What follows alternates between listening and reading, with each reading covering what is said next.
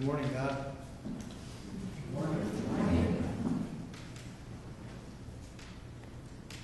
As God, I speak to you as God. Challenging though it may be, nevertheless, true it is. So far as using your imagination, it will probably cause your imagination to go into a riot mode.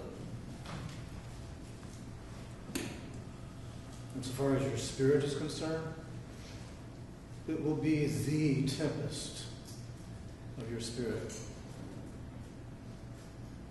And it will create a hurricane in your heart.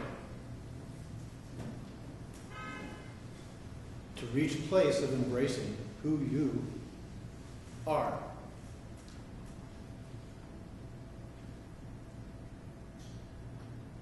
The eye through which I see God is the eye through which God sees me.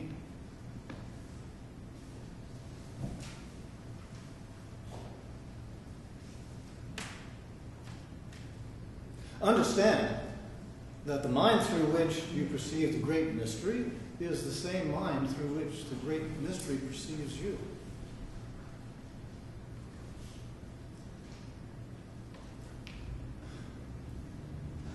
You really are a mind-boggling, unique aspect of this universe. And you're going through infinite change. You're going through infinite change. You are going through infinite change.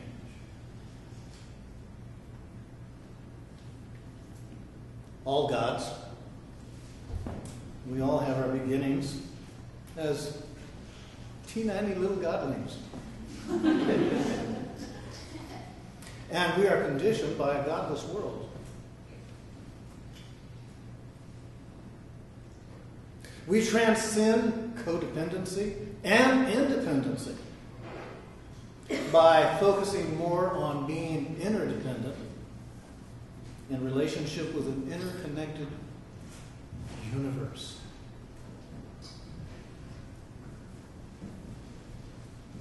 This universe has a language that it is constantly communicating with itself through. It is a language that is older than the human language, older than words ever dreamt of being, and it is reverberating through all things. When we allow ourselves to enter into this higher state of cosmic consciousness, we realize that independence, it's an illusion. And only then do our unconditional powers of courage and love ultimately manifest. So, how do we become a better God? We trump small mind with big mind. We start using our mind, but in bigger ways. Instead of it's all about the little me, we begin to open ourselves to feel the interconnectedness by tuning into this universal language that is communicating amongst itself all of the time with all aspects of itself.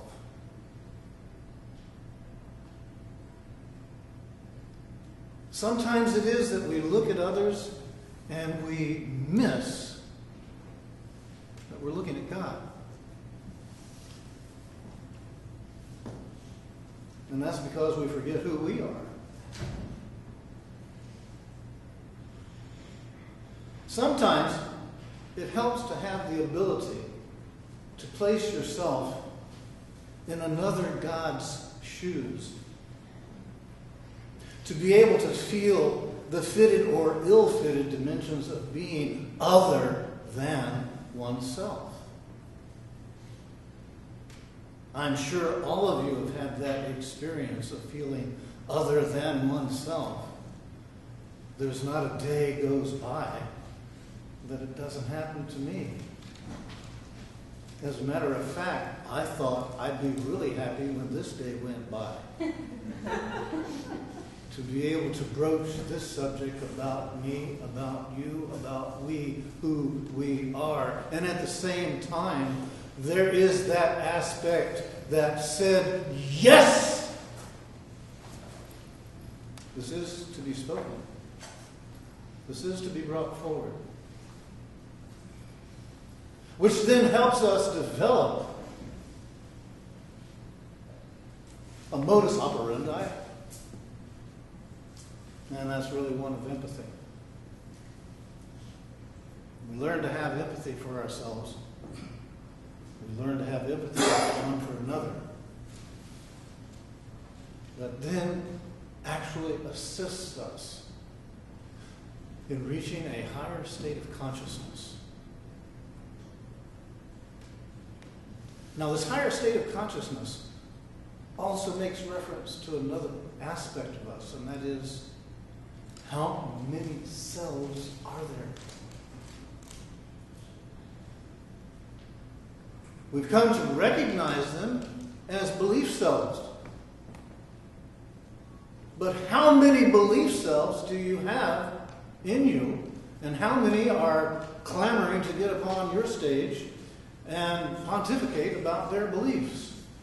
How many of them are in harmony? How many of them are ready to do battle one with another? And how many of them leap off the stage and throttle someone else out in the audience?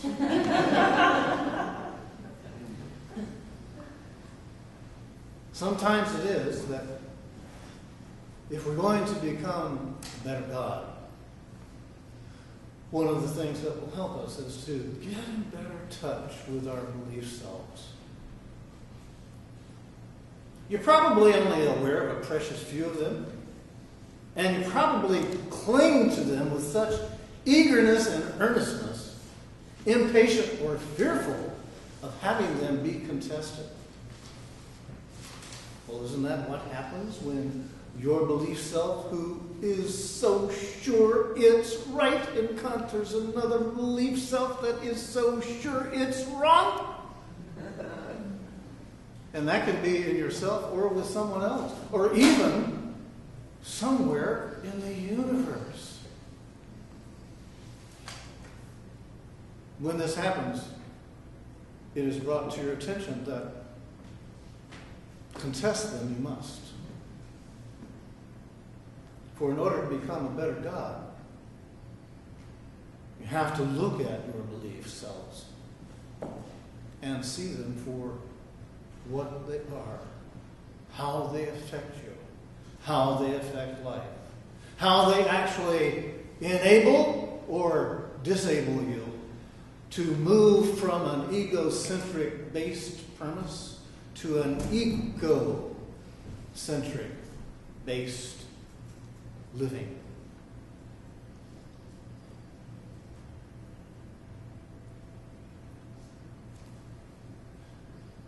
Speaking of which, one that we are most familiar with goes by the name of ego. Some of us are friends with our egos. Some of us believe we have an ego. Some of us believe we are ego.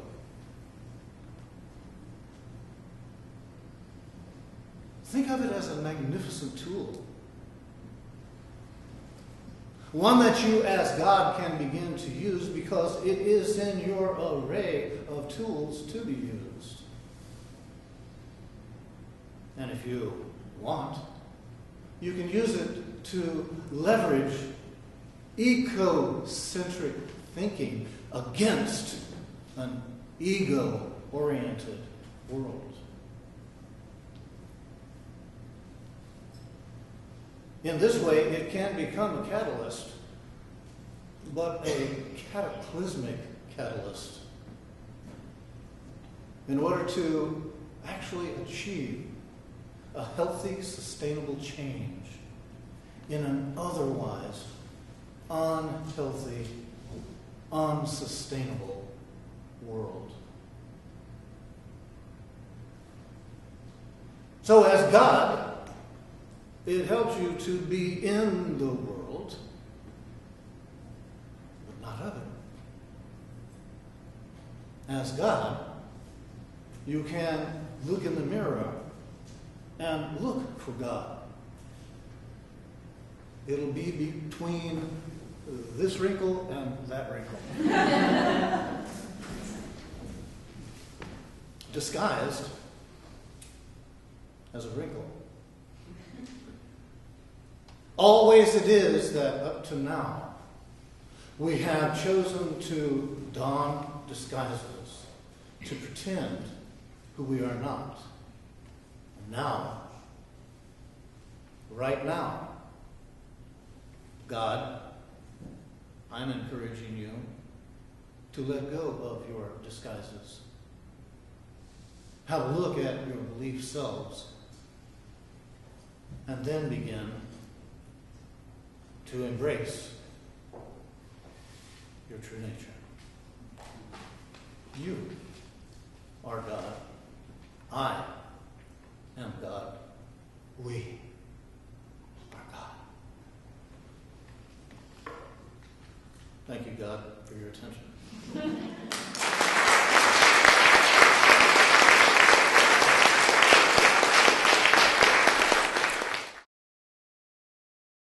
For more information about the Metaphysical Church of Enlightenment or the Rodin Foundation, please go to our website at www.rodin.org. If you have been inspired by the revelations shared in these podcasts, please donate to the Rodin Foundation's ongoing efforts to help others help themselves at www.rodin.org/donate.